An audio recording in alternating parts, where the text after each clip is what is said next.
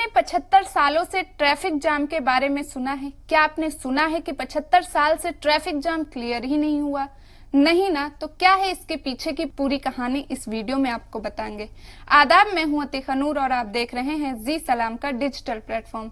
दुनिया तरह तरह के अजूबों से भरी पड़ी है, उसे देखने के लिए लोगों का हुजूम लगा रहता है।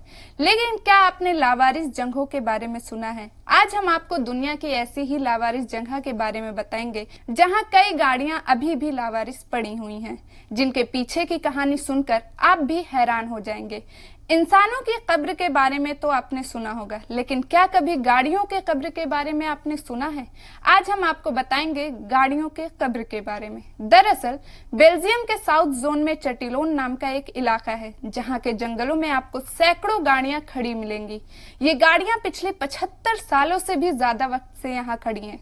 इन कारों की हालत ऐसी हो चुकी है कि इनके अंदर से पेड़ पौधे बाहर निकल आए हैं। इसके पीछे की कहानी बेहद दिलचस्प है। कई लोगों का कहना है कि जब दूसरे वर्ल्ड वॉर के दौरान अमेरिकी सैनिक यहाँ आए थे तो उन्हें यहाँ से आगे जाने का रास्ता नहीं मिल पाया। इसी बीच उन्हें तुरंत वार्निंग मिली कि सभी सैनिक महफूज जगहों पर चले जाएं। लेकिन एकदम से गाड़ियों की मदद से किसी महफूज जगह पर जाना मुमकिन नहीं था, इसलिए वो लोग अपनी गाड़ियों को यहीं छोड़कर बंकर्स में चले गए।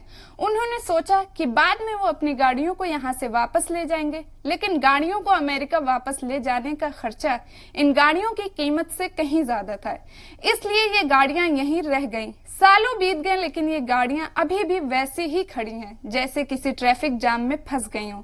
बताया जाता है कि यहाँ खड़ी इन गाड़ियों की तादाद 500 से भी ज्यादा है और अब जर्जर हालत में ऐसे ही पड़ी हुई हैं। ऐसे ही खबरों के लिए देखते रहिए जी सलाम का डिजिटल प्लेटफॉर्म।